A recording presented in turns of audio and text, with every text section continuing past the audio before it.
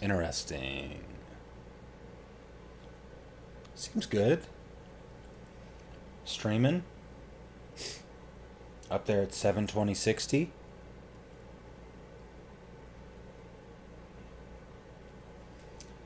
Got a new modem today from AT&T. They were supposed to mail me one.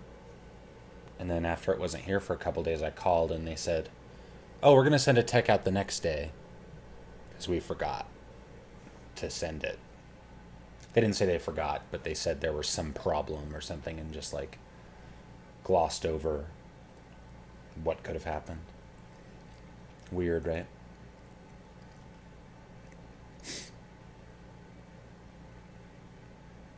But the internet's back, and it seems stable as fuck too. I like it. Hopefully, you know, I'm able to go out more solidly now, because it was really up and down for a bit. But we'll see if anybody's having buffering issues.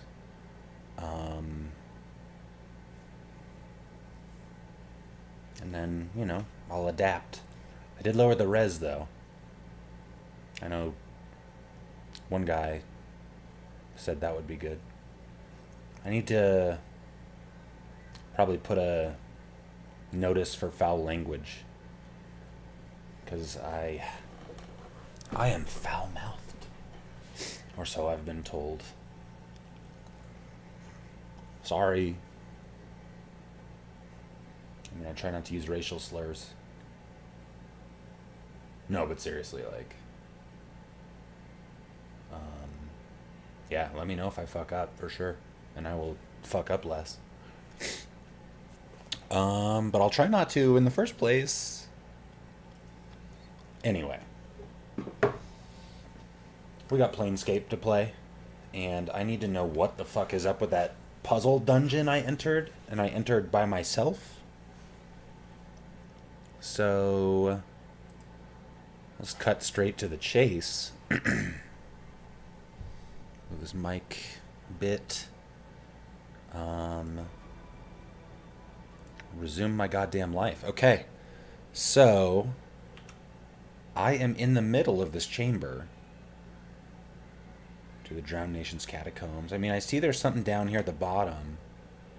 But otherwise, I'm expecting to just die willy-nilly. All right. You strain, trying to raise the sarcophagus lid, but your efforts are in vain. It appears to be locked firmly in place. There's nothing that can be done. Memories are gone, perhaps never to return. With every death, I lose a part of me. How can one be immortal and still die? He told me that my mind is weakening with every death. I asked him how this could be, but he could not answer. He was of no use. I butchered him so that no other incarnation would ever benefit from his uselessness. The carvings of the inscription are crude and detract from the workmanship of the panel itself. Upon closer inspection, you think the panel can recess into the wall. The panel glides into the wall and you hear a click from the sarcophagus behind you.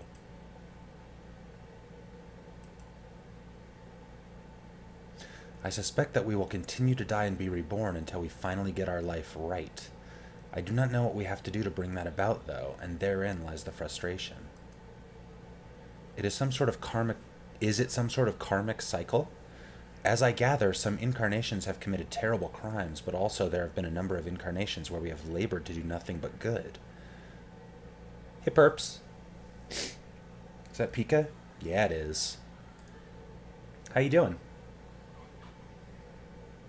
Thanks for hanging out. I know it's early in your neck of the woods. Are these incarnations intended as punishment? I don't know. And that is the only real truth I can offer in these carvings. I do not know. At what point does the I get separated from the we? At what point am I freed of the shackles of the actions of these other incarnations? At what point am I allowed to be me without the weight of these past lives?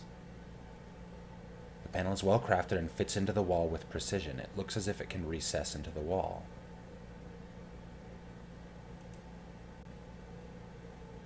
Oh, is there a giant delay? Ooh, interesting. Yeah, I have not had success with smart TV apps for much of anything. When I first got mine, it's an OLED, so I tried to like use the apps built in because otherwise it's hard to find a great way, with all the everything has to be compatible, receiver, console, cables. Otherwise, like the Dolby Vision stuff wouldn't work. So I would just stream through my TV, and I could watch some Dolby Vision stuff on Netflix. Now I think I figured that stuff out, but I would try to use it for a while, and now it's just like all of those apps are the worst version. I found like the web versions of them are pretty good. Usually almost the best, but like the PlayStation and Xbox ones are good too. I don't know. Maybe after that, like the Chromecast is okay.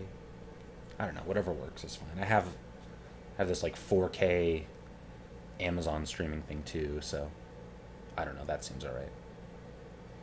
It is extremely important to record your journeys so that you might learn from them. The greater need, however, is that the sources of information you use to uncover this mystery needs to be protected when they are found. If key figures, documents, or oracles are somehow removed, either by death or destruction, then you will never know who or what you are or how you came to be this way.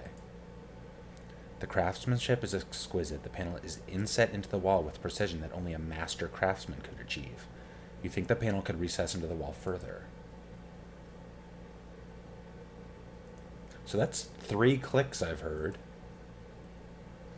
I've lost lifetimes because of my killer. I cannot deceive him, so I must kill him. I tried to throw him off the scent. I left false bodies tailored in such a way to placate him. I roamed the most outer planes, hoping to use distance as a shield. I built this tomb with traps to try and kill the killer. I hid. All I bought was time. The attacks inevitably begin again, with more fury than before. Deceptions are useless. Somehow the killer always knows that I live, and no matter where on the plains I hide, he finds me, eventually. The panel looks as if, okay. There are, well, I don't know about here, because I can't see, but 1, 2. So there are 8 panels. I don't know, push them all, I guess? They all click.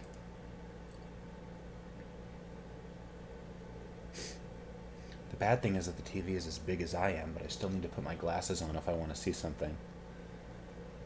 I mean, if it's 4K and you have like your computer hooked up, sometimes without like adjustment, scaling, some of that shit is just too tiny. Like that happens to me too. If I switch from this monitor, which is 1440p, out to my TV, which is 4K, just micro. I have to like sign out, sign back into Windows, which is stupid. And then things are an okay size, but that's annoying. I don't know why it can't just change on the fly. The inscription looks like the directions on your back that Mort read to you in the mortuary. But I've always had okay eyes. Even at 34, I've never needed glasses. Going to the optometrist, they'll tell me, you could get some for driving. And I'm like, that's fine. I just won't drive. That's the secret. Never do anything. I know you feel like you've been drinking a few kegs of Styx wash, but you need to center yourself. Among your possessions is a journal that'll shed some light on the dark of the matter. Farad can fill you in on the rest of the chant if he's not in the dead book already. Continue and refresh your memory. Don't lose the journal or we'll be up the Styx again, and whatever you do, do not tell anyone who you are or what happens to you, or they'll put you on a quick pilgrimage to the crematorium. Do what I tell you, read the journal, then find Farad. To your surprise, there's one more line, one that Mort didn't read to you in the mortuary. Don't trust the skull. That just gave me the chills. Damn it, that's such an obvious twist, but... The panel's crafted. Okay, push it. Good. How about this one? What little life there is in the world is draining out of this hole in my body. The world can burn, the plains can burn. Just give me life. I will destroy this life so badly, break it, smash it, and stain it in blood and feces, so you cannot live it either. Let all creation burn, for I cannot die.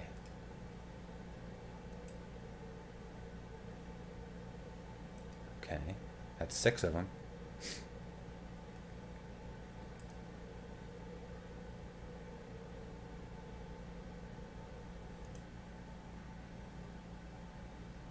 Oh, of course, that sounds awesome. Hopefully it counts since I'm US based, but like, I hope to hell you win a Switch, perps. That would be awesome.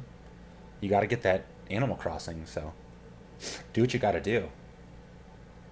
So they said, you have been divided. You are one of many men.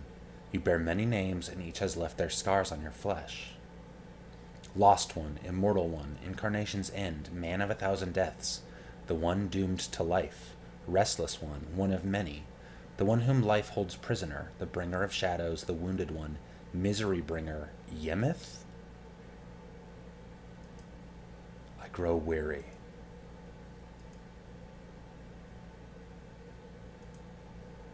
Alright, last one. Fear names. Names have power and identity. Others can use names as weapons. Names are a hook that can be used to track you across the plains. Remain nameless, and you shall be safe. I am the Nameless One.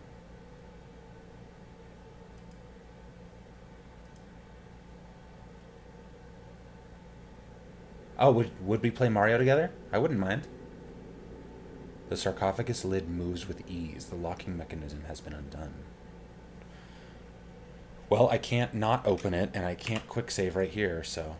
You open the sarcophagus, only to discover a single key lying within. There's no body, nothing of any worth. Updated my journal.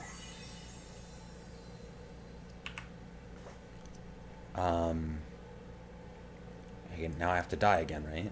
And then it'll warp me? Like this. No, I'm at the front. Last time. I'm gone.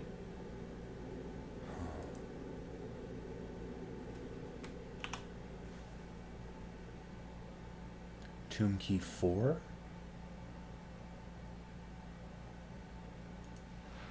This is a portal key. I will be Blue Toad, because blue is my favorite color. Hey, Ralph. How you doing? I just got a hell of a key. Well, I got another portal key from the sarcophagus. And check this out, Ralph. I found all these panels have different, like, things about the Nameless One and about all his past lives. But this one gave me the chills. This inscription looks like the directions on your back that Mort read you in the mortuary. So you can, like, read it again or not. But if you read it again,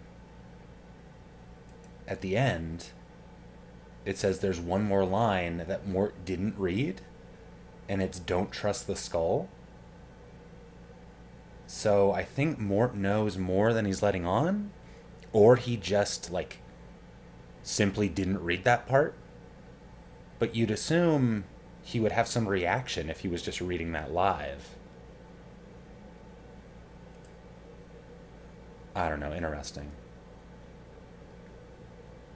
Oh, okay. Now I'm in that bottom part. Okay, cool.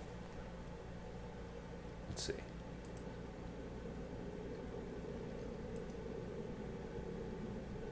I know, right, Ralph? Okay, I don't know what's in these tiny alcoves because I can't see very much because of the isometric angle. Let's see. Bloody Teardrop, Heart Charm. Scroll of Axe of Torment. This game is really good. That's like an obvious twist, but I loved it. Level 3 spell. Usable only by mages, as if from the depths of Bator, torment shall be brought upon your enemies, and with time its strength will only grow. The spell summons a mystical giant battle axe. The axe strikes a specified individual target for 1 to 8 points of damage. In addition, as a final blow, the axe will cause a magical effect to occur at random. Suffer an additional 1 to 8 points of damage. 2 to 16 points of damage, paralyzed for 5 to 15 seconds. At level 9 plus, the following new effects can occur: 5 to 40 points of fire damage, 6 to 48 points of ice damage. That's perpetual ice damage. Randomly teleported 1 to 100 yards away. That's incredible. Turn to stone, or 8 to 64 points of pure damage. This is a fucked up spell. I'm going to learn it. Corpse Fly Charm? Uh-oh. So I have this axe, but I'm a wizard. So... Huh. Uh-oh. This, I assume, will just take me out? Hey, crew. Endure. In enduring grow strong. Oh, and then my party's just back. Okay, so this might be awkward, but let's talk to Mort. All right. So what do I do? Like, dialogue, Mort. Hey, what's eating you, Chief? Can you read me what's tattooed on my back again?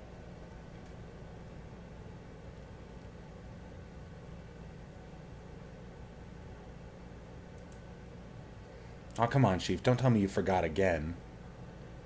I just need to refresh my memory.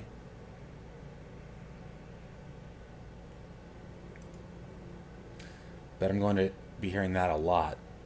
Let's see. If he's not in the dead book already, keep going. I will, hold on. Alright, here's the last bit. Don't lose your journal. Find Farid. Go on, what does it say after that? There isn't anymore. What about don't trust the skull? Updated my journal. Oh, that bit at the end? Well, I figured it was wash. So I didn't read that line out loud. Oh, really? And what do you think it means? Do you think it refers to you? I mean, you can trust me, right, Chief?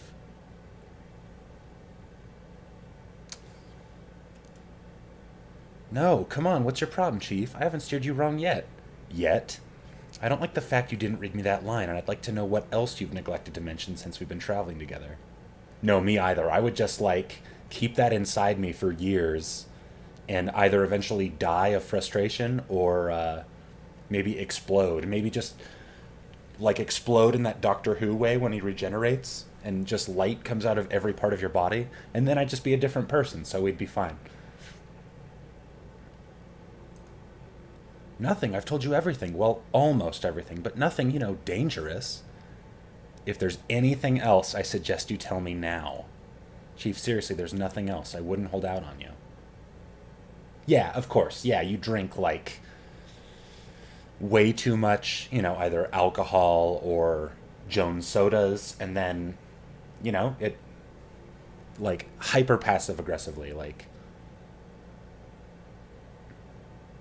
I hope not. Let's go. Okay.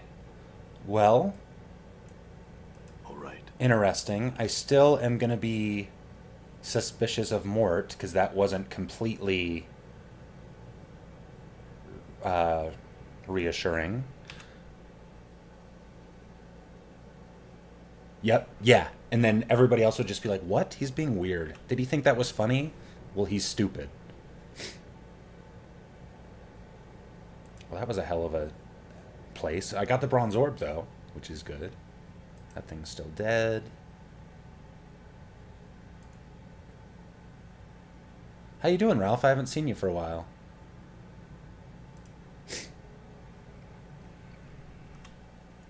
Okay, there's some stuff up there. Probably just some shit to kill, but that's fine. Uh-oh. They said not to come any closer.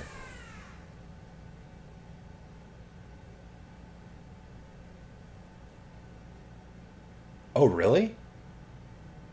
How would it spawn that? So they have a trap, okay. I'm gonna quick save. You talking to me, Perps, or Ralph?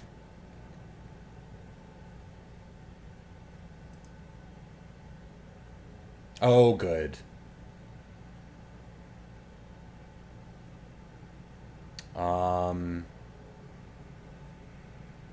Okay. Here's how we're going to handle this. Everyone run away.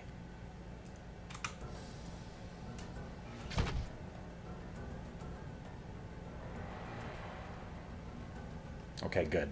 That's how I like to handle this shit. Okay. Yeah, you used to follow me. I deleted my Instagram. I deleted my Facebook, and Instagram came with it. If you leave the hive without doing the quest for it, it self-destructs. Yikes. Well, I'm gonna have to look that up. It's interesting. I wonder if those people are dead now. Yep, they're super dead. Oh, Varguis. Well, I aggroed one of them. Okay.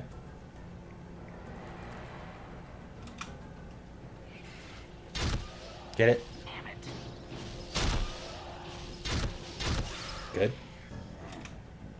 Good. And Mort, let's litany this guy. Slattern.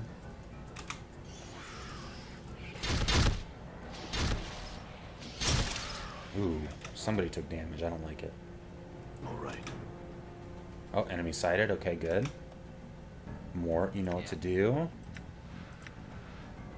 Your sheer ugliness stabs pain into my eyes. All right. Sorry, I didn't know you had to, like, refer to another person's Instagram. I thought you could just, like, give them my Twitch stream name or something. Or just like, hey, my friend Darin. Sorry, perps.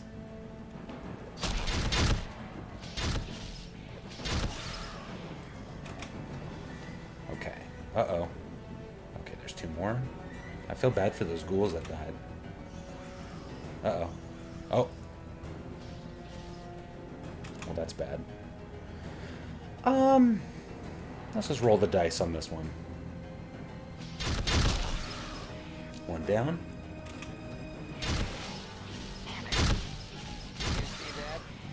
Two down. Ooh. I am. Well, I think since all of our ACs have increased, like, since I equipped the thing that made his AC 2, the Nameless One's AC, and since everybody's AC is now 2, I think, like, we're all pretty solid, actually. Level 5 Mage, Level 4 Multiclass, Level 5 Fighter, like... No, they, like, it... I think they have trouble, definitely.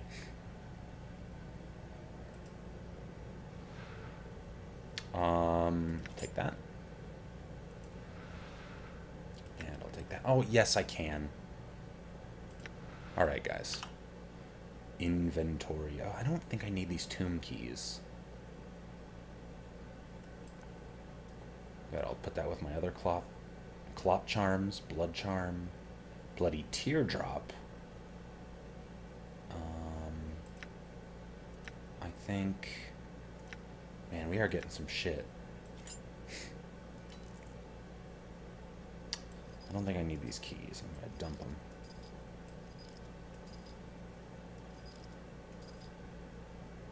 I want these. Silver earring. Nobody needs bandages. Nobody's down 3 HP even.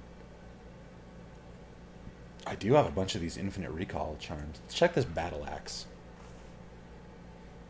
Usable only by fighters. Closer examination reveals a strange symbol, very faint, on the surface of the axe head. Tracing it with your finger, there is a sudden charge, and the axe head changes before your eyes into a silvery-looking metal.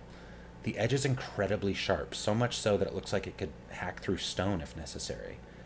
The symbol you traced on the weapon is now glowing brilliantly, and if anything, the axe has become even lighter than before, so much so that you can almost wield it one-handed.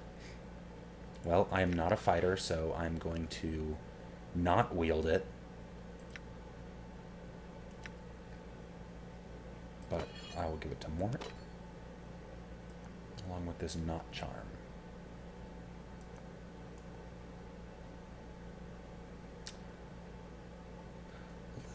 let's check this spell book. Do I have level 3 spells yet? I do. Cool. Let's learn one of them. Such a mist sound. Quick save.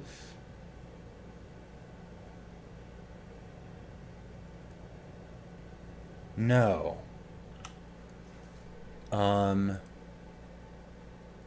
I don't know an experienced planewalker. I was just assuming I'd meet one later in the game. But, like, I tried to do all the quests I could figure out, just, like, by the people I'd met and that I could think of off the top. Oh, and those are all the keys. Okay, we don't need that. What was I going to do? Oh, okay. I quick saved. I just did it again. Let's see if I can learn this spell. Yeah. Oh. I think that's a pun. Oh, so instead of that guy named O, there was an experienced planewalker? Like a different person's name? Huh. I'll have to go back there. I think you spend most of this game in Sigil as, like, your hub area. Oh, wow.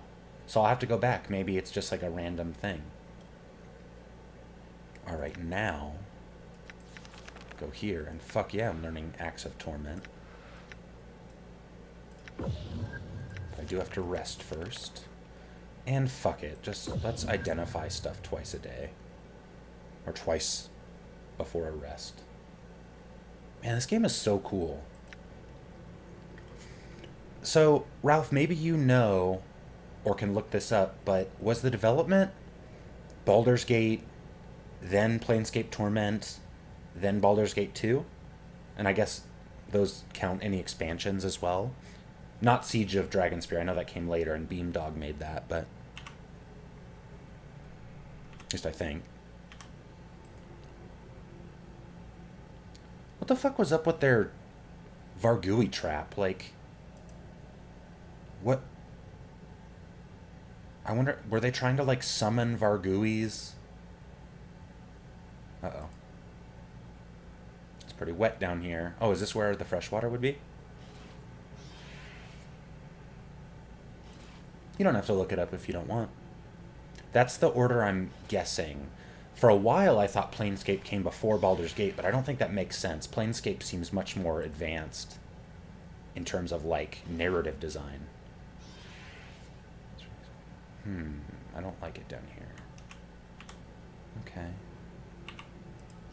Let's see. Uh-oh. Uh-oh.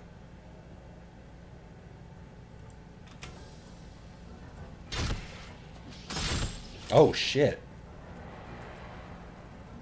These high-level GUIs? Or was that just a hell of a hit? No, these guys are fucking me up.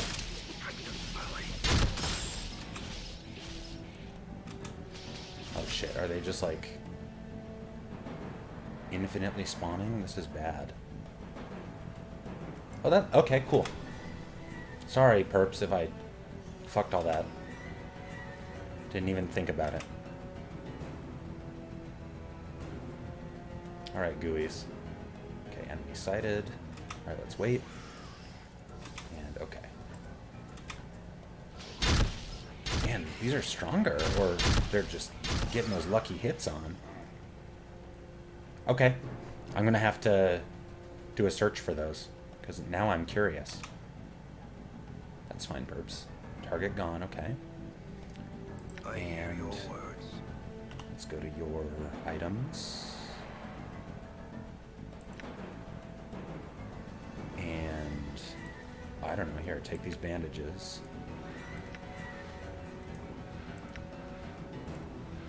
This is going to be awesome when I unpause and he just instantly uses 5 bandages at a time. Good. Oh, wow. He's far enough away to quick save. Oh, no. Not just him. Everybody. And we want more to not dialogue, but use litany. You know, if I can slam my eyeballs against you one more second, I'm gonna puke. Mort is good. cool. Done. Done. Enemy sighted. Okay. We have drawn 1. Oh, no, we've drawn 3.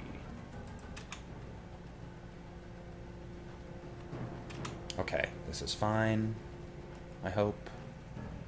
Everybody get him.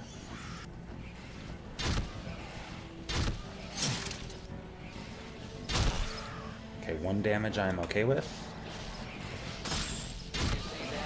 Okay. Yes, I'm still okay with this. Okay, cool. I think there's more gooeys down there, but let's take it step by step. This battle music's stressing me out. I don't like being swarmed by anything. What? Alright. Oh, fuck, there's one right there? Well, let's kill him before the other one gets here.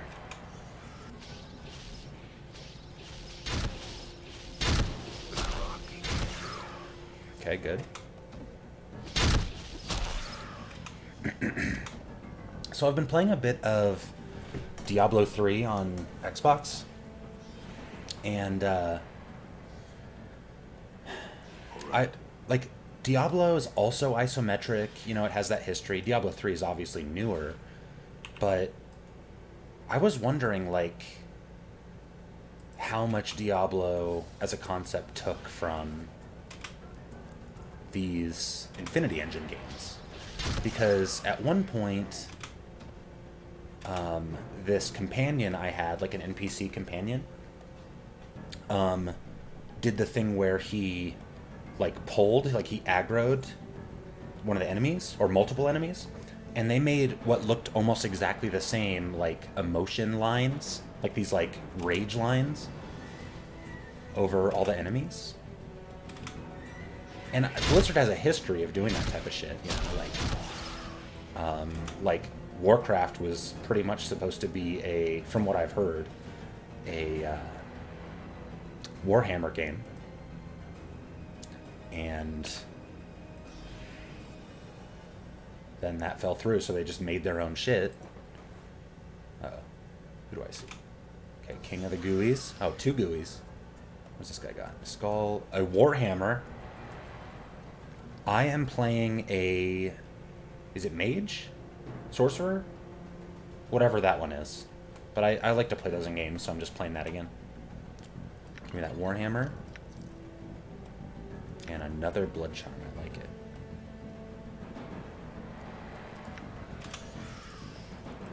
Alright, everybody go over here. Okay. Regardless, 2 of these guys at a time should be fine. Diablo 3's fun. Like, I've been pretty depressed lately, and, like, Diablo's so just simple that, like, it's something I can just kind of hang out and let kind of go on in the background. I can listen to podcasts and just, like, something I can just do. Helps. Oh, man, Diablo's so fun, and theoretically you just keep playing it forever. You know, there's, like, a curve of experience and items and stuff. Well, you lose sort of experience after the cap, right? Like 70 or so, but it's fun. It feels good. It feels really good. Damn it. You have the Infinity Engine on the right. There are a ton of Planescape references and items in Baldur's Gate 2. That's awesome. Thanks for checking that, Ralph. Okay, I got that guy's skull. Let's see what this stuff is. Decanter, yes! There's a small quantity of water inside. I mean, that seems fine. I should probably identify it. I don't think so, because I also have Diablo 3 on PC, and I always wanted to play it with a controller. That's amazing. Because Dakan's sword is awesome. Or so it seems, at least. Especially early in the game. Like, Dakan fucks dudes up. Alright, guys. We've officially killed everything. And acquired everything. Warrens of Thought. Sealed passageway, that's where I went before. Be so cool. That would be amazing. Can you be Ganondorf in Diablo 3 on Switch? Or is that just like a cosmetic thing? I could see Nintendo doing some of that shit. Did I have a quest from these guys? I found out where Farad's corpses are coming from. I don't know about Reekwind. He asked me to fetch it a decanter of fresh water.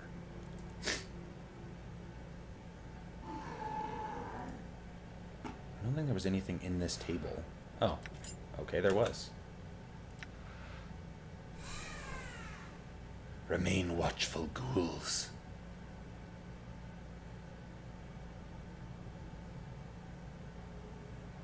That's awesome. I'd imagine you can get like the Master Sword and stuff too, right? And I've heard like the Switch version runs pretty well too, which is awesome. I mean, it's not like Diablo 3 is very advanced at this point. I'm going. You know what'd be fucking cool is all the Baldur's Gate games on Switch. Hey, Cucko? Would you call me, Ralph?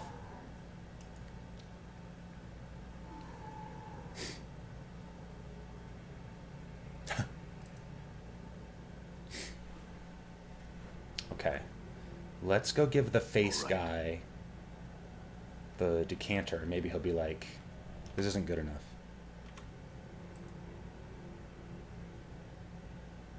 Or he'll just die because I didn't identify the item or something. Come on, Mort. Uh-oh. Who'd we cite? Okay, that's fine. Ignore them. Okay. Quick save. Hey, my dude. Do you not talk to me anymore? Do I have to quick items the mofo?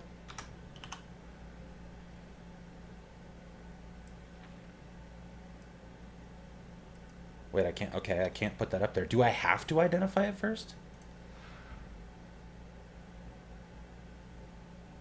Somehow holds an endless supply of water.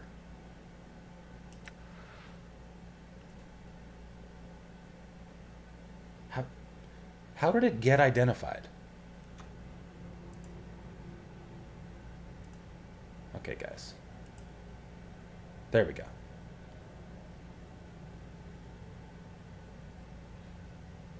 Oh, wow. I didn't realize Triforce was one word. A note of eagerness creeps into Gliv's dead voice. You have it?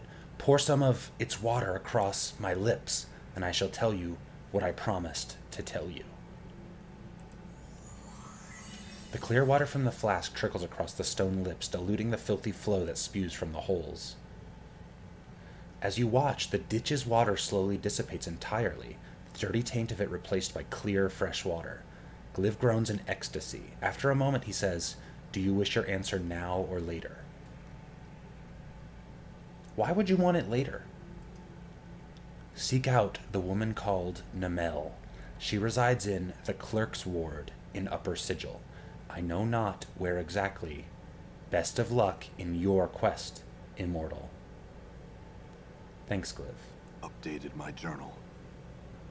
Awesome. Updated my journal.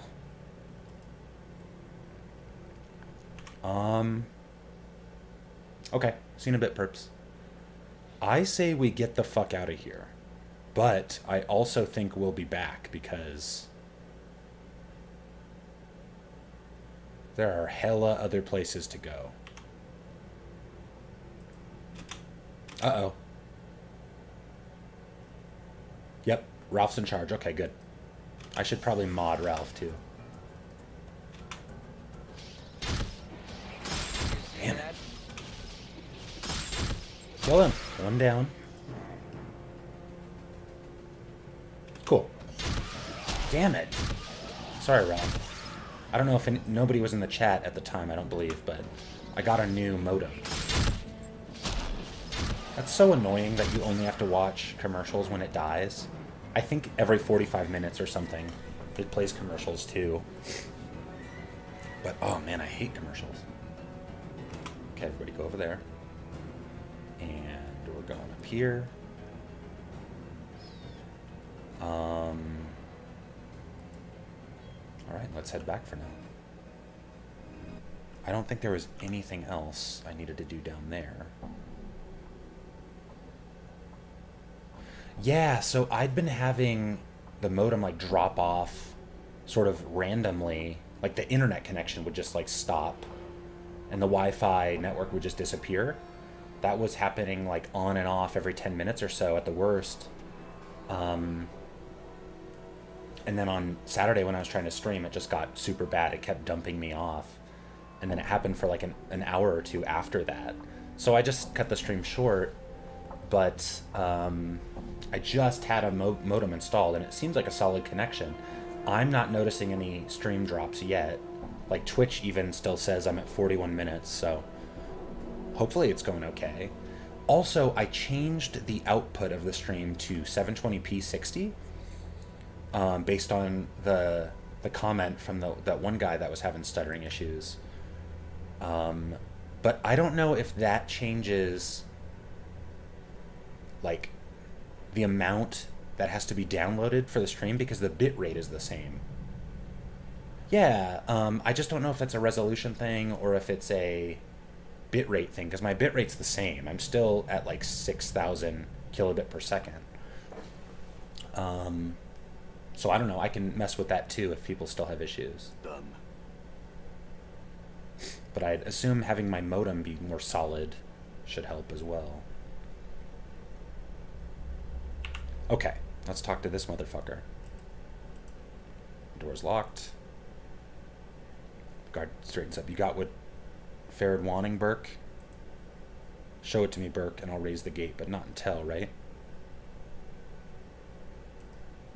Alright, come on back in.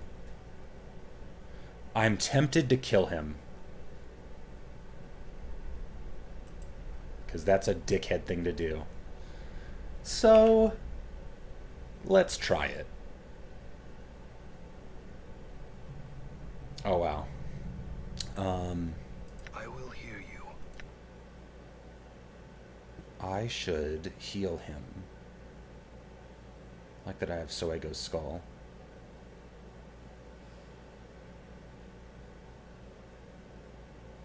Can't he heal from the Whispering Flask somehow? Let's try it. On himself. Yeah! Wow, that like raised his max HP too. Well, I don't know, I quick saved. Let's fucking... Oh, he can guard with his sword. What's up, Chief? Imbecile. Uh-oh. Everybody kill him.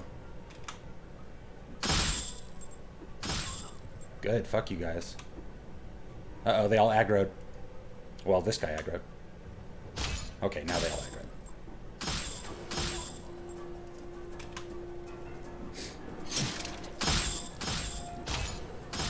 Okay, this doesn't look like it's that terrible. See that?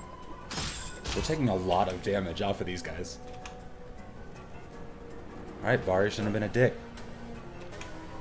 Nice copper earring. Okay. Well, that was cathartic, but probably shouldn't do that. You know, diplomacy. All right. Let's go to Farrad's house. Farrad's court.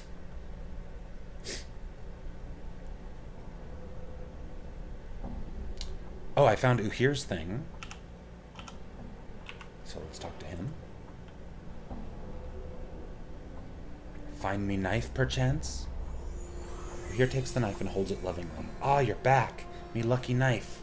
Thanks, Cutter. And you, he lectures his knife, shaking it. Don't you go running off again. He slides the blade into its sheath with a smile. Updated my journal. Teachings of Zerthamon, I have become stronger. Hell yeah, Dakan.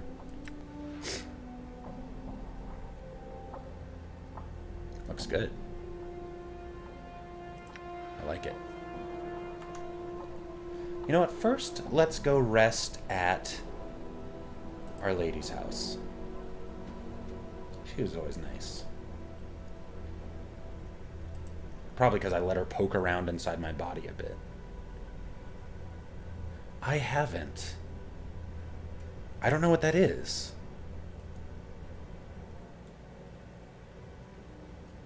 I'm gone. Is that to, like, get training from him?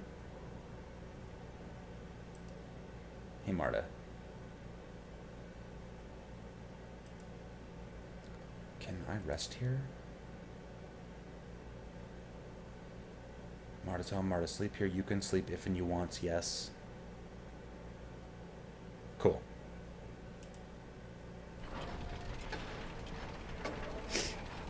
Oh, that sounds amazing. Like, because Dakan, like, wants to pass on his religion, that makes him more powerful. Interesting. That makes a sort of sense. Maybe I should try that. Why is he not healed past... He's, like, not healed completely. Maybe that's because his, like, magic juice he drinks, like, raises his max HP, but, like, you can't rest into... I don't know. Some bullshit. Okay, we've rested. Now, let's go to our inventory. What is a heart charm? Heals a lot. Awesome. What is a bloody teardrop?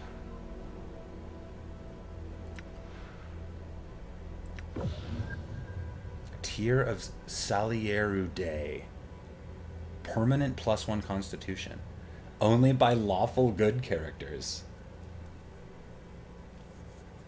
Yeah, maybe. No, I didn't choose the full heal on rest. I saw that in there, but then I heard, I think Danny said on Mages and Murder Dads that that was the thing because his character's HP was so high that was making him take like 2 weeks every time he rested. This glistening red tear was shed by the martyred harmonium officer Salieru Day when he was put to death on the harmonium's home plane of Ortho. Mistaken as a member of the hated Revolutionary League, Salieru Day's obedience and loyalty was such he could not bring himself to challenge the allegations of his superiors. At the moment of his execution, 3 tears fell from his right eye and turned to stone as they fell upon the flagstones of the square. Ironically enough, an anarchist subsequently revealed the harmonium's mistake to the public, discrediting them. Ever since, the tears of Salieru Day have been considered relics of the harmonium and used as a lesson to the evils of unquestioning obedience by the Revolutionary League. Okay. So I can't use that because I'm not lawful good. I wonder if Dakan is. Nope. Dakan is what? Does it say? Huh. Fighter mage. Oh, alignment. Lawful neutral. Okay. Yeah, that makes sense. I guess he's not good per se. How about Mort? Chaotic good. That sounds about right. And homeboy, I am neutral good. Yeah, that's about right. I don't mind breaking the law. I try not to, but here and there, you know, you gotta break the fucking law to be more good. Let's see. Okay, so nobody can use that yet. What else? This pipe. I don't care too much about the pipe. This smiling bottle would be interesting. 2 pipes.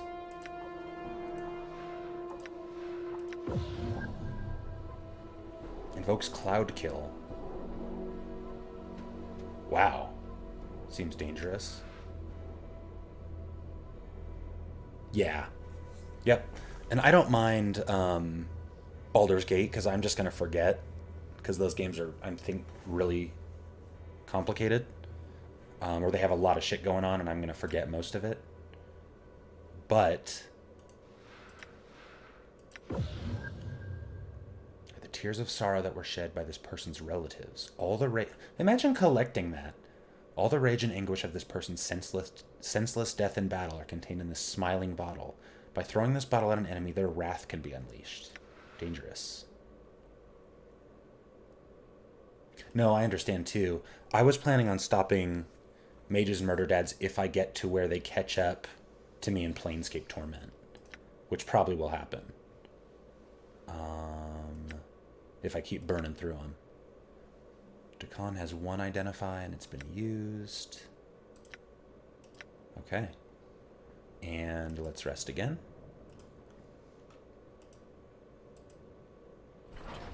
I do love this little video.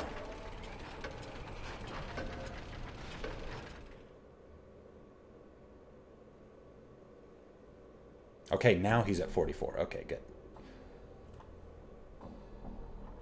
There's a lot going on in Baldur's Gate 2. I'm really excited to play those games at some point, but one game at a time. One isometric game at a time. Well, Diablo doesn't count. Oh my god. I bet someone has something like that, and that sounds intense. Give these both to our homie. Not usable by mages.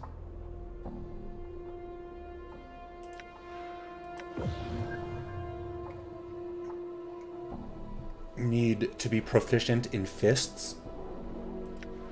Cool. Good. Another abyssal pipe. Stack them now. You can't stack them? Why do they have the one then? That's weird. That sounds awesome. Yeah, I don't know. Baldur's Gate 2 sounds really cool. I probably need to play Baldur's Gate instead of Mass Effect, or not Mass Effect, Dragon Age again. But lately I've just kind of needed something to comfort me. Not that Diablo's really that, but it's just like the gameplay is so basic. That's amazing. That's so cool, Ralph. Such cool writing. It's shitty because in my mind I tend to write off D&D like stories as, you know, like D&D novels, or I get even the games maybe as like not as good as like some other novel that's just fantasy, right? But you can really tell some incredible stories.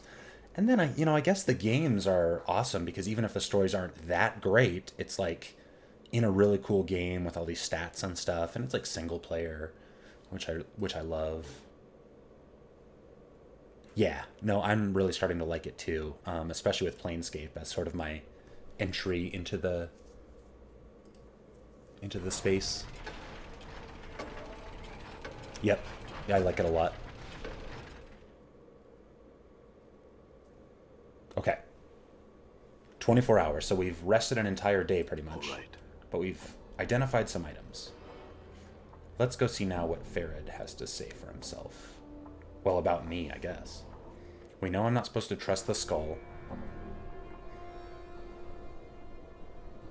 Yes, I really want to get, is it Volo's Guide to Monsters? I want to get that.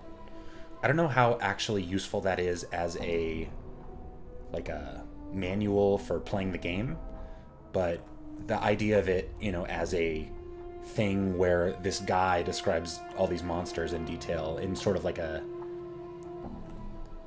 in first person as his like journal of like experiencing all this stuff sounds awesome. Just sounds really cool. All right, quick save and let's talk to Ferret. Ah, corpse. He licks his lips and smiles expectantly. Have you brought me what I asked for? The bronze sphere? Here it is. 15,000, wow. Ferret's eyes gleam as you hand him the bronze sphere. He touches it gingerly, almost reverently. You... Ah, corpse, such a gamble you were, and paid off handsomely you have. Ferret studies his reflection in the sphere and tisks. The years have been cruel to me, I see.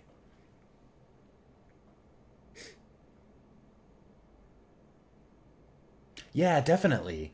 I love the idea of like an in-person, like a in-world sort of like a canonical text, like it's in the D&D universe as well. You know, like if you actually found a monster manual in D&D, it'd be so fucking helpful. If you found a player's guide, though, you'd just be confused. Yes, D&D at this point is like some hyper nerd level shit. I did what you asked, Farad. Now I want some answers. Farad doesn't even look at you as you speak. His attention is swallowed by the sphere he holds. Yes, yes, ask your questions. Farad turns the sphere in his hands. Very important, your questions. What do you know about me? Why was I told to seek you out? Farad studies you with a critical eye. Stay your weapons for what I'm about to say, corpse, for it could be your ears. I'll take offense. Farad smiles wickedly. My ears no longer care, but yours are still fresh for the burning, it seems. You have my word that I'll stay my hand, Farad, but I need to know what you know. Yes, as a player, I guess a monster manual would be helpful the way I feel. Yeah, right. Yeah, exactly. Oh, shit. But you'd also be confused, like, a Mind Flayer can lower my level temporarily? Oh, but I have to rest. Okay. Like, it's... like, what the fuck is a level in real life? I don't know, maybe it's like 1 year of experience of living or something.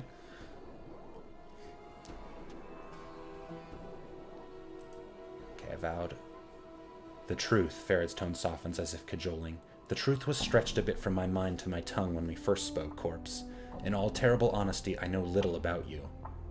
He raises a withered finger. Yet hear me out. Farad, this better be worth hearing. You're a cutter who plays at being dead, as I see. Farad squints at you. Some time ago you came to me like you are now, but not... just strolled right into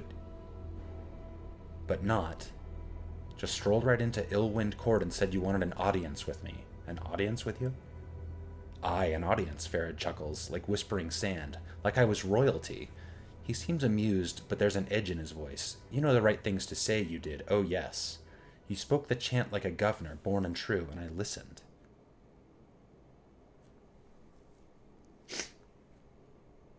Yes, that makes sense.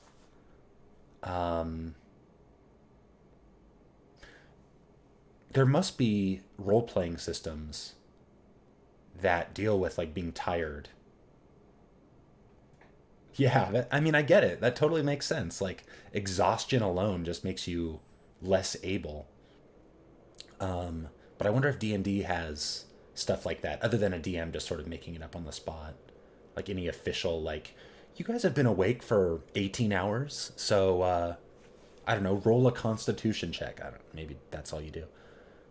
What did I want from you? Farad gives a mock bow, his crutch creaking as he leans against it. Oh, Farad, great collector king, you says. I've come before you to request a boon. A boon, I says? What could I offer a man of such obvious strength? Welcome back, perps. What kind of tea you got? Go on. Farad wags his crooked finger. And you asked for a strange thing, you says. Lord Farad, I ask for courtesy. Your collectors roam throughout the hive. If they should find my body, I want it kept safe. That is all I ask, Farad shrugs. A simple boon. I see, and is that all you know? Before you can speak, you suddenly feel a prickling in your skull as Farad speaks the word boon, and the smell of blood and fear rushes through your nostrils. Farad is hiding something that happened in the past involving you, and it scares him. The boon he granted you was no simple matter. So you granted my boon just like that. There's nothing to be gained from it for you. Why did you even agree to it? To do it. Farad falls silent for a moment. A dead man can keep no promises, and promises to a dead man are easy enough to make, corpse. You're a merchant, Farad, not a Samaritan. Capital S Samaritan? There must have been another reason.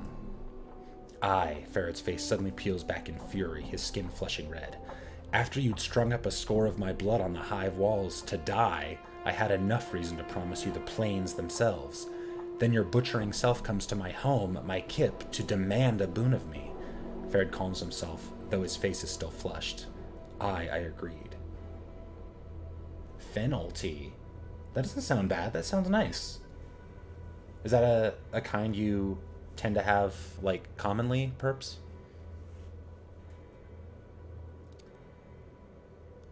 I'm sorry about your people, Farad. That wasn't me, but if I can make up the loss to you, I will.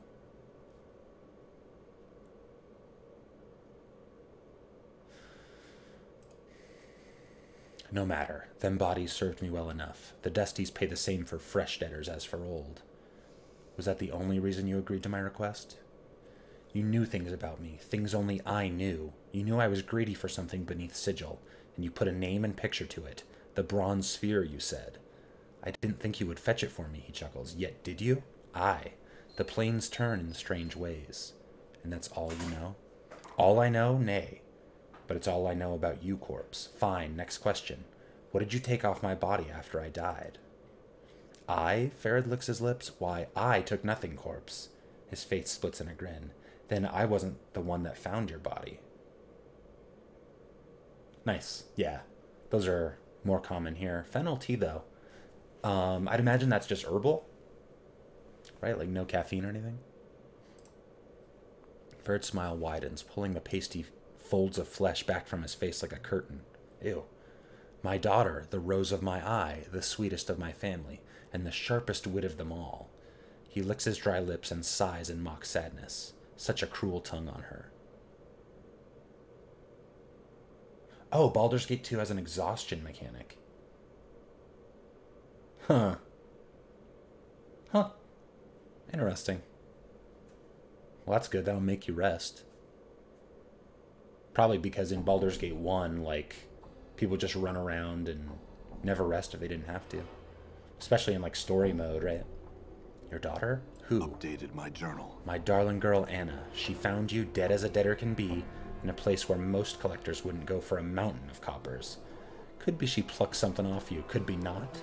He leans in, shaking his head. You'll have to ask her, for it's not her dad's place to say. What did Anna give you from my body? Uh-oh. Yeah, you'd assume Advanced D&D does. I always assumed the Baldur's Gate games were just like a pretty basic, just, you know, completely rules-based, like, placement of AD&D into a game setting. But, it makes sense that they would change stuff, especially in a sequel based on how their first game was received.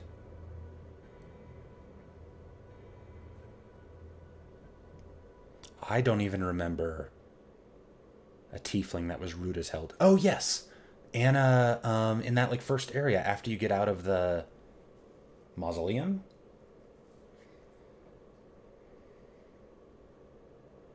Right. Don't lie to me, Farad. What did Anna give you from my body? Ah, yes, my tribute. Farad folds his withered hands over his crutch almost protectively. There's no telling what was from you or not, corpse. Most like there was nothing. If you don't hand over what was stolen from me, I will see to it the dustmen know where to find you. There will be nothing left of you or this village if you don't hand over the tribute. Let's see what else there is. You can just say very well, okay. Man, this is, again, deep into the convo, so my quick save isn't super helpful. I like this one because it's not specifically a, like, I'll kill you. Farad is silent for a moment. He taps his fingers against his crutch, slowly. Well? Where has the decency of man gone? Farad grumbles, shaking his head. A courtesy I am doing for you, corpse. Such a courtesy. Farad parting with anything. It'd be the dead book for me if anyone heard. Wait here, move not a yard, I shall return. Wonder where he's going. Updated my journal. After a long while, Farad returns, his crutch clacking against the flagstones. In his hands, he holds a number of items, which he passes off to you. You will be silent on this and accept the blessing that I even remembered. A few hundred coppers, a scrap of paper, bandages, and a ring? Very well, now who was it who found me again? My darling girl, Anna. She found you dead as a debtor. Okay. Anna, alright, I'll go ask her. Where's Anna? Farad shrugs. She's hiding in the shadows here, I expect, listening to us trade the chant. I called for you after you went below, had to ask her if you were really in the dead book when she found you or not. He chuckles dryly, then takes a deep breath and calls out to the darkness. Anna, stop mithering in those shadows and come greet our guest. She's here? I know, yeah. I guess because in D&D, well, in a lot of RPGs, like, rings give added benefit that doesn't make any sense.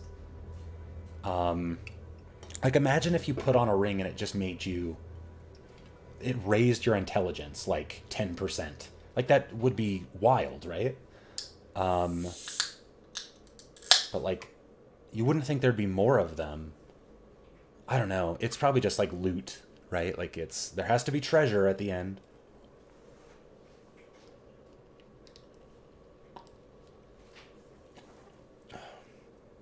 Got myself a Diet A&W cream soda. Yes, me too. I would also be collecting more rings. And I'd probably wear them whether I had eczema or not. Also, imagine like you're going to the gym to lift weights, but you have a ring that gives you extra strength. I wonder if your strength would go up to scale, like if you lifted without it. But like wearing a ring while you lift the bar could fuck the ring up. What do you do? She's here. Ooh, looks like my skills have increased. Yeah, exactly. Have to seek a hell of a witch for that. I like that tail. Yep. Yeah, like magic rings and RPGs and stuff. Oh, what now? He turned to see a striking red-haired girl dressed in leather armor. You didn't even hear her enter the chamber. Her right arm is covered with a series of interlocking plates that look as if they were taken from the skin of some creature, and a horned shoulder piece protects her left arm. Oddly enough, she has a tail that is flicking back and forth as you watch. Yep, exactly. You just have the stamina for like 6 hours of workout a day. You're Anna? I met you in the hive, outside the mortuary, correct? The girl ignores you and turns to Farad. What's this about, then? I'm not playing the leash pull with this scarred dog, so I'm not. Get one of your other gullies to do it. Anna, rose of my eye, have I not taught you to respect the dead? A thin smile warms across Farad's face, and he makes a slight bow towards you. This resourceful corpse needs to know where you found him. Eh? What are you on about? She squints at you. He's not a deader. Ah, yes, my mistake. Atlas! Hey, Atlas! Come on, dude, don't lick. Atlas has eczema, too. And he's a dog, so he just licks it, and it gets worse. Farad nods, then his voice drops dangerously. Yet, my darling Anna, that still makes it your mistake. For this one only had 1 foot in the dead book when you brought him to me. He taps his crutch against the flagstones with a light tap. He woke up, sought me out. Most embarrassing. I wonder what the deal is between like a capital all caps word and the words with the asterisks around them. Like, both are different ways of showing emphasis, but I'm not exactly sure what the specific difference is. Atlas! Stop licking, okay? Otherwise I'll have to put my anti-eczema ring on you.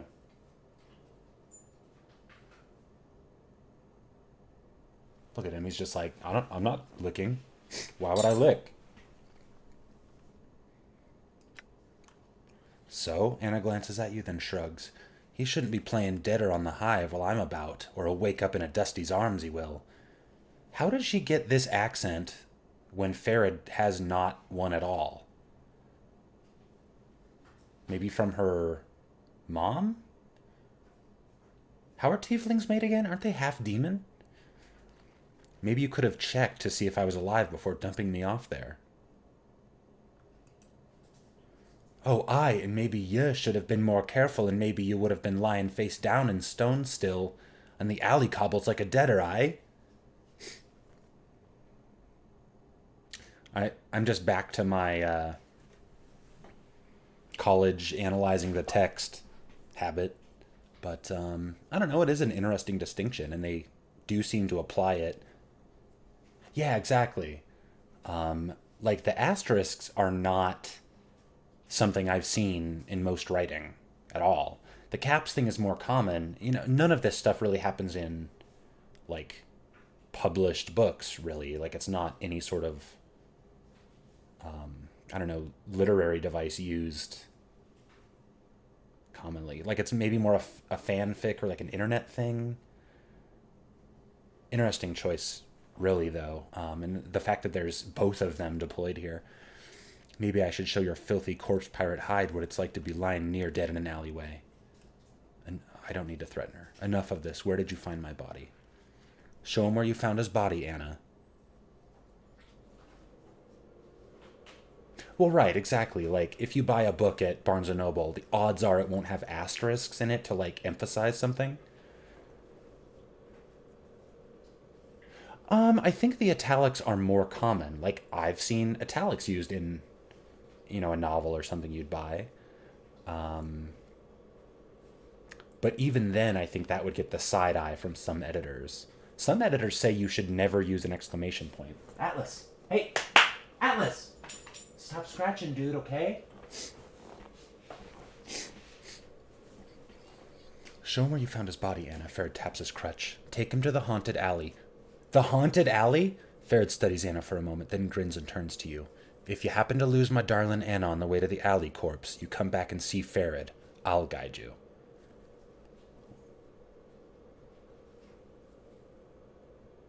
Updated my He journal. seems like to not care too much if Anna dies.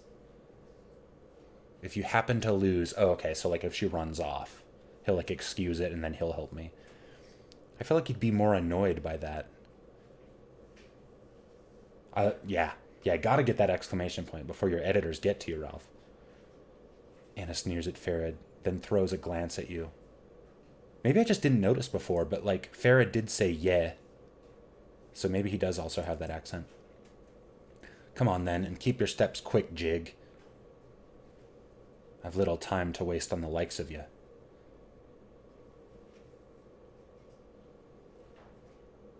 Very well, let's head there now.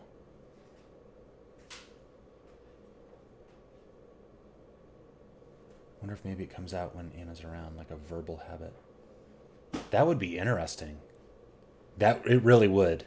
That reminds me of Vampire's Kiss, because Nick Cage has like an accent that I can't place at all, and I don't think a lot of people can. But then like he seems to like perform it only at certain times, like when he's nervous or trying to impress someone. Interesting movie. Very Nick Cage, like extremely Nick Cage. Anna points at the door in front of you. Through there's where we want to be. All right, let's head on in. That was easy. Aye? Aye? Ready. I'm here. Aye. What? Why not? Cool. Come on, Anna. I guess they don't say anything for a while. Oh, and Mort leveled up. Fighting skills have improved. Good. Awesome. 60. 60 is good. Alright, this is what I want to see. Look at that cutie.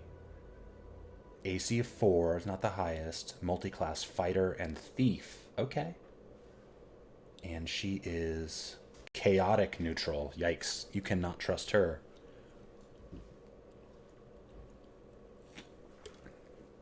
But maybe she's chaotic neutral because she can't trust the world. Huh? Cool. 4 party members now. And all right, everybody, let's pick a formation. I'm still in the back middle. I like it. Oh, I grew up here.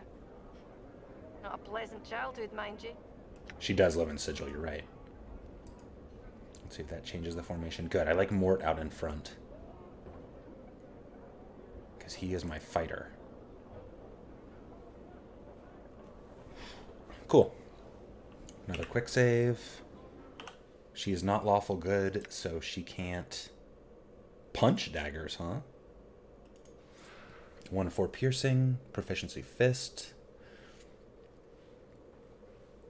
The blades are well oiled and razor sharp. In addition, their relatively small size allows them to be concealed quickly. Excuse me. All right, Anna. Are these blood charms? Okay, I can stack those. Did I not? So the twisted ring is different. It feels slightly warm to the touch, but seems to have no other special properties. Geraise's ring. The small silver ring feels slightly warm to the touch, and it has the power to offset poison that has entered the wearer's bloodstream. Very cool. Mort can't wear rings. I don't want... Well, Anna doesn't have rings, okay. I wonder if she wants the spiked knuckles. Those are pretty good. Let's give her those. Let's give her this ring. Nope, she can't use them. Oh, are those the same?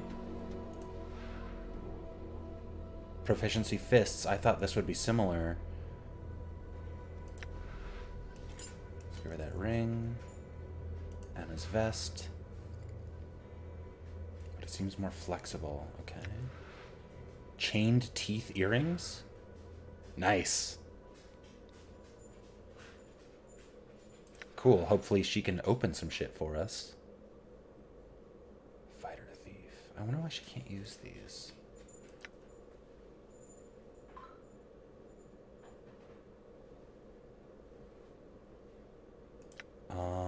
Okay, Mort. Enchanted punch daggers. Okay, cool. I don't know. I'll give her this ring because she only has the one. I want to give someone this battle axe, but... Atlas, let's lay down. You're... Okay, wander around.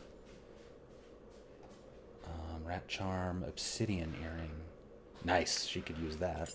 If she can wear 2 earrings. Owned by thieves. Cool. And the pry bars for fighters only. .com.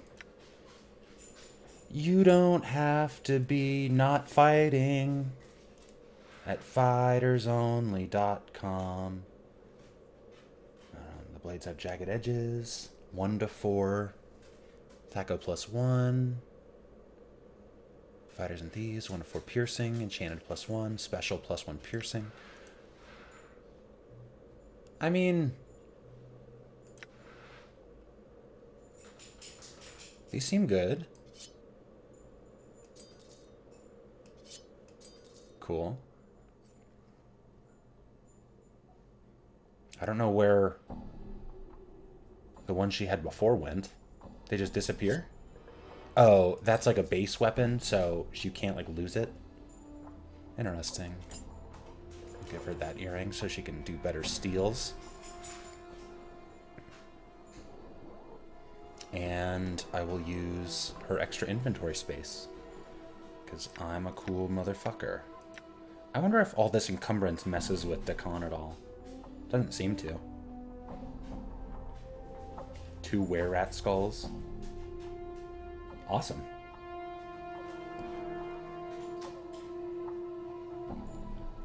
She probably doesn't have mage skills. I'm noticing now all the backgrounds for all these characters. It's cool. I like Mort's a lot. I don't know, he's a sneak. That's a good image. All these are really good images.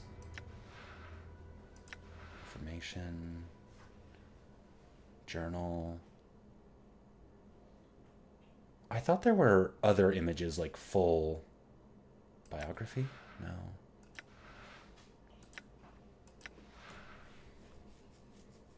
Oh, you just bored. Not some grand tale, it isn't so. If you're expecting some epic, you'd best go rattle your bone box at someone else, Jig. Do people say Jig? They must, but... Anyway. Alright, one more quick save, now that we're set up. Alright, let's see if we can just waltz. Well, now that I'm out of here, find out where Farad's corpses are coming from for the man in Ragpecker Square. Let's do that. Turner? Oh, Gomez. Turner? I didn't vow that I wouldn't tell... Oh, Atlas, you okay? I'm sorry. Turner? It always blows me away when dogs hurt themselves, like they'll hit their head or something. And it's obviously your fault, but they just don't care. They're just like, oh, that wasn't good. But they don't blame you at all. They're just like the sweetest.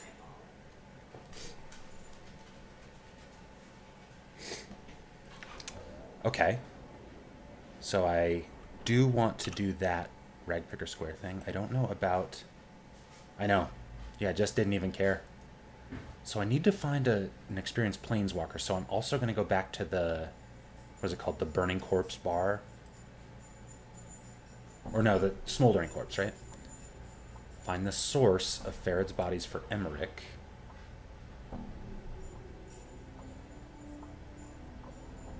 Emmerich promised to reward me. Where was Emmerich? I do, I have the decanter. Oh fuck, can I put that guy out? Because I know I saw in an image he can join the party. That would be goddamn incredible. Here it is.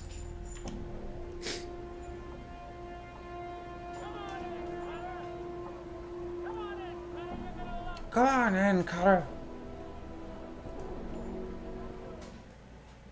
Alright, let's see if that experienced planeswalker is in here. What's up, Drusilla?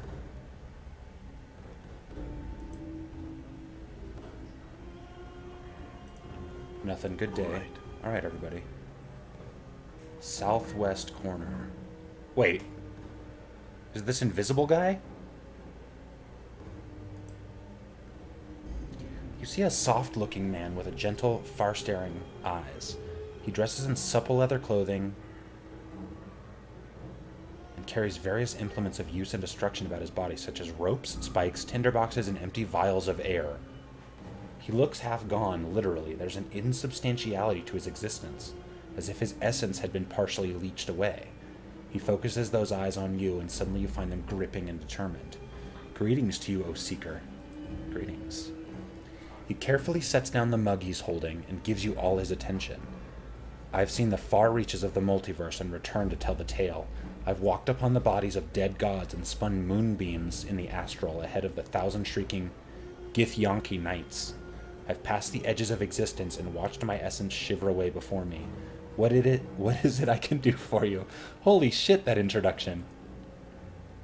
Perhaps I have some answers for you. Speak and I shall tell you. I met a woman named Ingress with very bad teeth. She said she had come through a portal from some world that was opened by a tune hummed near two crossed trees. Can you get her home? He pauses briefly, thinking. I know the portal of which you speak, though I have not traveled it these 30 years gone. I will take her home, Seeker. Go tell her to await my arrival, then meet me back here and I will tell you if I was successful or not.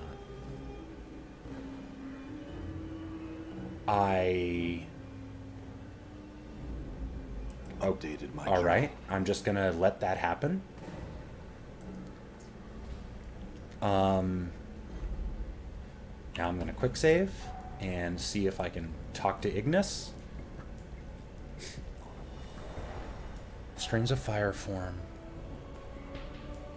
No, I'm gonna ask him more questions. Hopefully I can ask them after I come back, but maybe not. If not, I'll reload, I guess. Examine the smoldering corpse. But now you realize it emanates from the creature as you watch. Greetings. Alright, well I can't use the item that way. And that's the only way I know I would be able to use the decanter. Because you can't, like, put it in your quick items. Okay, there must be some way later that will reveal itself. That looks like it really hurts. Well, shit. Maybe he's still up there. Yeah, he's still... Let's ask him questions. Have your travels brought forth what you need? Yes, Namel. Okay.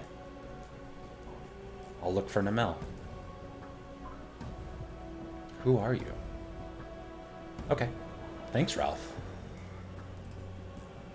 I'm Kendrian Illborn, traveler, dreamer, tailspinner, and so forth. I bet this guy's in some fucking novels. You're a traveler? Tell me of the plains. I'm tired, Seeker, so tired. I'm fresh back from negation. I will answer what I can for you, but I cannot promise that you will find satisfaction in the answers I give. What would you know? Would you hear of the outer planes, the prime material, or the inner planes? What's the difference? So much text? The difference is true essence, Seeker. The inner planes are matter, substance, true physicality. They are the building blocks of the multiverse, for it is from them that all belief in the elements springs. The inner planes filter through the ethereal plane, the plane of potential, some say, which forms the elements into the worlds of mortals. Once past the ethereal plane, one reaches the prime material, where exist all manner of mortals and monsters and myths and machines. A lot of M's. It is there that belief is born, and there that the spirits that create the outer planes are born. When mortals die, they pass through the astral plane, a no place that is thought and mental energy itself. It is in all things and in none. It is a paradox, among other things, and it filters spirits into the great ring. Do you comprehend so far? Yes, go on. Now, the outer planes, where should I start? Do you know the cardinal rules of the planes, on which all others are based? Do you know about the composition of the outer planes? Do you know of the great ring and its divisions in our hearts? Do you know of the individual planes? Each of these leads to the next, and so it is best to start from the beginning. Holy shit. Tell me of the composition of the planes. The outer planes are created of and by belief and thought and faith. They take their imagined form from the prime material plane, shaped into forms that stagger the imagination, built by the accumulation of belief. This guy is very willingly just giving me so much information. Belief creates the planes. Belief is power here. Change belief, and you can change the nature of reality. The creatures that are born here, the plane-born, like the fiends and celestials, are truly born of the thoughts and concepts of mortals. They each express some sort of ideal, and the more powerful the ideal, the more powerful that being. Thus, the being that symbolizes love is one of the strongest of all. Yeah, seriously, this is gnarly. Like, can you imagine just sitting in a bar, some asshole, or a group of 4 assholes just come up to you, and you just tell them everything you know about philosophy? Or metaphysics, fuck. Go on. And it's like this well worded. Like, I would, after 10 minutes, I would be like, oh fuck, now what? Did I mention this yet? That's why the powers, gods some call them, live out here. This is where all the faith in them comes. This is where they are at their most pure and most strong. Their realms are extensions of their very beings, manifestations of their godly essence, all of it informed by belief. Yeah, right? You'd need some fucking notes. This guy's just spitballing. So the composition of the planes is belief? Tell me of the great ring now.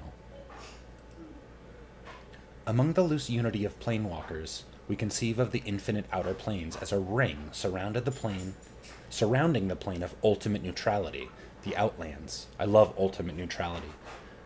The spire atop which Sigil sits is in the center of the outlands.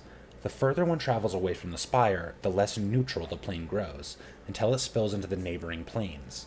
Each of these planes impinges on the outlands, spinning themselves into law and chaos, good and evil. The Great Road marks the demarcation between the outlands and the gate towns that spring up around the gates to these planes. Beyond the gate towns lie the hinterlands, uncharted territory that is lost to history, that loses thought. Danger lies in the hinterlands. I'm fucking sure, man. Go on. The outer planes differ by morality, not substance. For you, we'll divide the planes into 3 sets. For me? The upper planes of good, the lower planes of evil, and the boundary planes of neutrality. These are then divided further by law and chaos, with the outlands in the middle. Which of these interest you? Yeah, that makes a lot of sense. Like, Dragon Age very much seems based on D&D, right? It's very much the Warcraft to Warhammer, to some extent. Just like, in some ways, Mass Effect is to Star Trek and Star Wars. Though different enough. And I appreciate, if they couldn't get the license, or, I appreciate the difference from those main licenses in order to, tell a story they want to tell specifically, which you'd hope is what they wanted to do, as opposed to, we wanted the Warhammer license, we couldn't get it, so we just changed some shit. The upper planes. Of the upper planes, there are the neutral planes, the lawful planes, and the chaotic planes. What would you know? The neutral planes. The neutral upper planes contain the Beastlands, a place of neutrality and goodness, with a slight tinge of chaos, where the animals rule in the eternal noon and night. Eternal noon. They hold Bitopia, twin paradise of industry and labor, where all work toward the good of all. Sounds nice. And Elysium, the sweetest plane of goodness and calm I have ever come across. Alas, right now I am not well enough to enjoy any of their restorative effects. What would you hear of me now? Tell me of the rest of the upper planes. The lawful planes. Kandrian gives a small shudder. I am not the best person to speak of the planes of law, for the innate structure and ultimate patterns they impose frighten me. I steer clear of them because I value my individuality more than I value the knowledge they'll bring me. They include regimented Arcadia, nearest of the good planes to the unbending order. Nearest of the good planes to the unbending order of Mechanus. Atlas! Hey! Atlas, stop! And Mount Celestia, home of the Archons, an island in the Silver Sea. Yes, I'm with you on the Infinity Engine games enriching my appreciation of like those later BioWare games, which really were I was able to more readily dive into because I didn't feel like I needed to know so much. Atlas!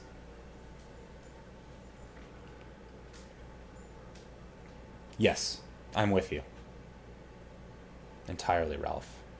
Hard agree. Tell me the rest of the upper planes. Yep. Definitely. The chaotic planes, these sound fucked up. These are where I feel at home, though I steer clear of Isgard for the most part. The endless battles and tests of metal among the floating earthbergs of the plain don't do much for my disposition. Arborea, though, he sighs. The mountains are taller, the air clearer, the rivers purer, and the game larger than anywhere else. It is a true paradise, a place where passions run high and the wine never ceases to flow. When I've recovered enough of my wits and myself, when we have done with the outer planes, you should ask me of the inner, and I will describe my journey to you. I will return to Arborea's bowers and glades and lose myself for a time. Okay, so I've done all the upper planes.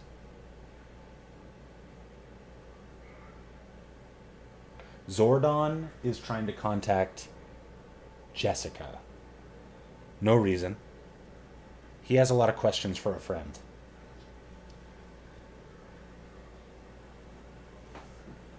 Good text tone, though, right? Needs to be on a watch, though. The lower planes. Like the upper planes, the lower planes are divided into lawful, chaotic, and neutral. Each of them varies in terms of horrors and what these horrors do to the traveler's spirit, and all of them are best avoided. Which of them would you like to hear of? The neutral planes first. The neutral planes, they're vile and barely understandable, and they're more insidious on their own than you could ever imagine. Take Gehenna, for example. 4 volcanoes in stages of dormancy floating in an infinite void, each of them somehow alive, and each of them wanting your soul by whatever means they can get it. Populate it with Yugoloths, the worst of the fiends in my opinion, and you've got the place.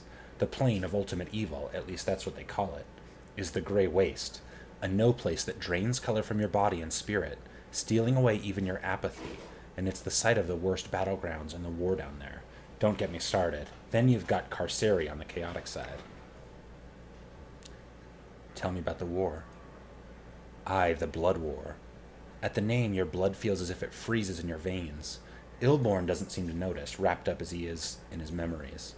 2 armies of fiends smashing together pointlessly across the lower plains, slaughtering mindlessly in the name of law and chaos. They'll aggrandize it, of course, but in the end it's about hate and stupid endeavor that aids none and harms far too many. Tell me about Carceri. Ah, Carceri and its poisonous jungles, acid swamps, destructive waters, strung like a string of rotten pearls nestled within one another. He pauses and looks at you carefully, again fixing you in place with his eyes. Remember this, Seeker. Carceri is a prison, home to the Gerreleths, one of the most dangerous types of fiends there is.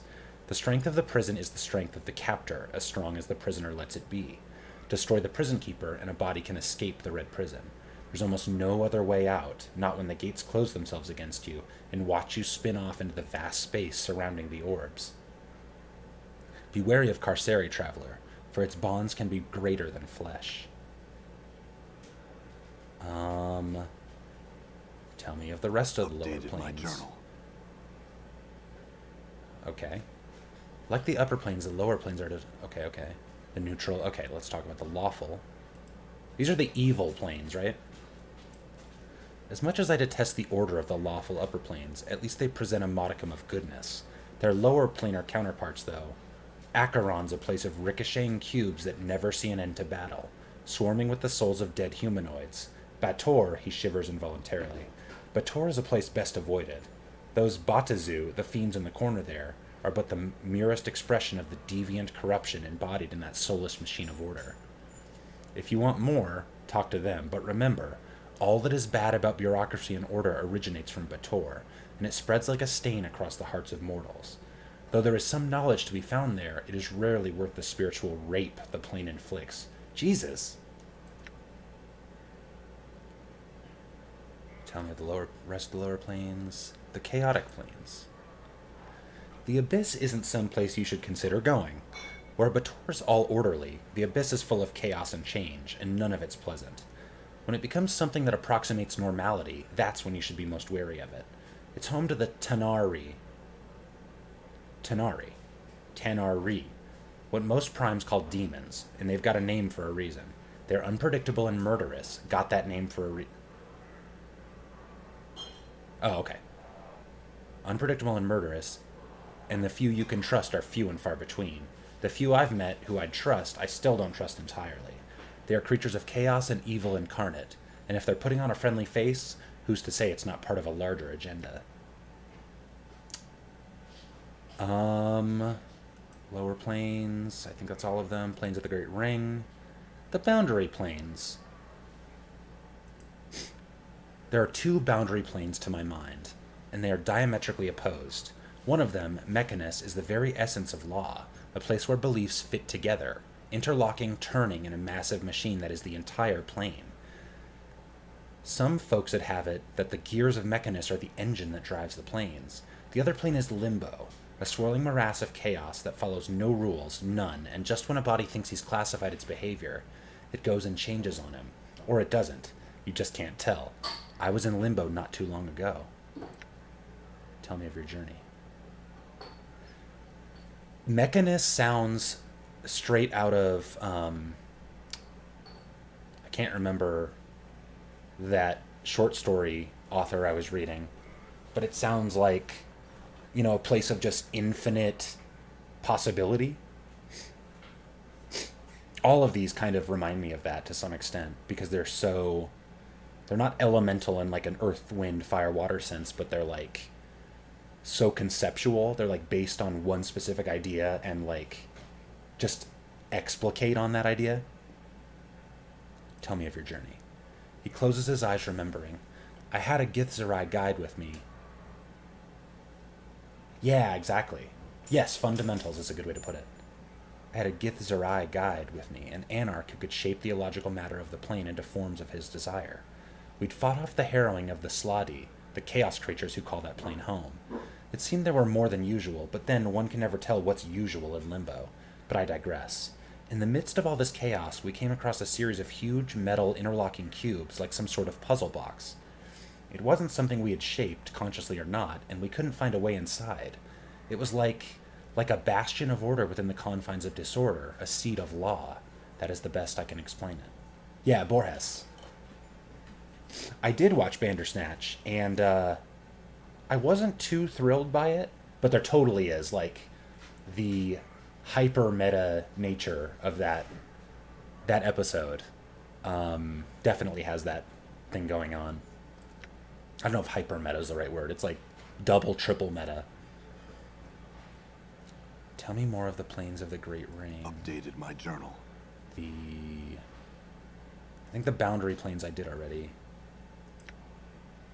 Yep. The Outlands. The Outlands are absolute neutrality.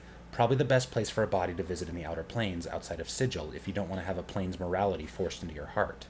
Everything balances out in the Outlands, as it should be, for the plane that sits at the center of the Outer Planes. Power's realms are scattered about here, and there are handfuls of gate towns that open into the rest of the Outer Planes. The gate towns usually mirror the philosophy of the plane their gates open onto, and if the balance of belief isn't kept in the town slips into the nearby plane. It's a bad situation for everyone, because few of the folks in the towns really want that change. But enough of the Outlands. What more would you know? I think that's everything. Planes of the Great Ring. Tell me more of planes in general. What did you mean when you mentioned negation before? His eyes cloud over. I went to the inner planes to discover my true essence. I made the mistake of visiting the negative material plane in order to understand my body's urge to decay and the cycle of death in life. I thought myself protected against the ill effects of the plane with my magic. Ha! It's based on that, but it's a new Black Mirror episode, and it's interactive, because I think Netflix is trying to push that, like, interactive video thing, like, as, like, a new frontier for streaming. It's kind of just like a choose-your-own-adventure movie, but, I mean, it has some cool parts to it. Yeah. Yeah, definitely. And then as you keep playing through, it seems the characters, like, know, like, they get deja vu and, like, comment on it. And there's some characters that just know. They're just like, God damn it. Let's see. Cycle of Death. I thought myself protected against the ill effects of the plane with my magic, but I was wrong. The blackness of infinite nothing pressed on my soul, and I was beset by shadows that sought to snuff out my very soul. I lost my way for a time, for an eternity, and nearly lost my existence. I could feel my essence falling away from me, and am even now half gone. Never will I return. How did you survive? Updated my journal. How did I survive? He smiles tightly. With a piece of nothing that held back the nothing. Nothing can stop nothing, you know, and so I carried nothing in my hand to protect me. Do you plan to journey to the ultimate negation yourself? You have the smell of desperation about you, and so I make you this gift. Hold it in your hand when the shadows press in, and it should protect you and your friends somewhat should they remain close to you. Heh. He passes you a small black token that looks as if it has no dimensionality to it at all. Thanks.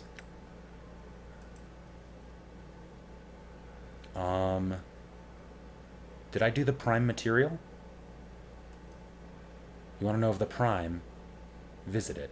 The boundless worlds of that plane have an infinite variety, as do the planes, but I cannot encapsulate them as I have here. Suffice it to say they are the birth of the outer planes, the children of the inner. They hold limitless potential within their boundaries. None, but I had some other questions. What is this place? Unless the cosmos has shifted or we have spun into the mazes, I would say that we're in the Smoldering Corpse Tavern. Mazes? Aye, the mazes, where the lady dumps those who have displeased her. Okay. I should ask one of those touts. I've seen them around. Very well, farewell. Cool. And I got... negative token. This is a negative token, a flat black disc that appears to have no substance to it at all. Turning it over reveals that it has no third dimension. There's no thickness to this item at all. It gives you some command over creatures of shadow. You can command them to stand still for a few precious seconds. The more powerful the shadow, the less likely it will obey your command. As an added benefit, as long as this token is carried by any of your party members, it acts as a ward against shadows. It will not prevent shadows from attacking your group, but the shadows will find it more difficult to harm you while the token is carried. Awesome. Weighs nothing. I love it. Like an item that makes no sense. Amazing. Okay. That was a lot. And let's see. We're going to go talk to Ingress or see what's going on at her spot next time. But I'm going to call this stream for now. At least on my end, I think it's awesome. That's so cool. That's something that's better for like one of those giant D&D books than hearing it from a guy. But that's so cool that like there is a guy in this world if you're not a D&D person. You know, just like lets you know the infinite that's going on in Planescape. Yeah, so we're going to find Ingress next time. And, oh, I was going to say, on my end, the stream seems to have worked perfectly. So hopefully everything worked out okay for y'all as well. Okay, but I am out of here for now, and I will be back Saturday. We'll play some more. Saturday around 3 p.m. Pacific. Thanks for hanging out, everybody. Quick save. Close this. Yes. Thanks, Ralph. See ya. Bye, perps. And then, you know, anybody else that's hanging out. I don't know what Ralph's Kodelka would be.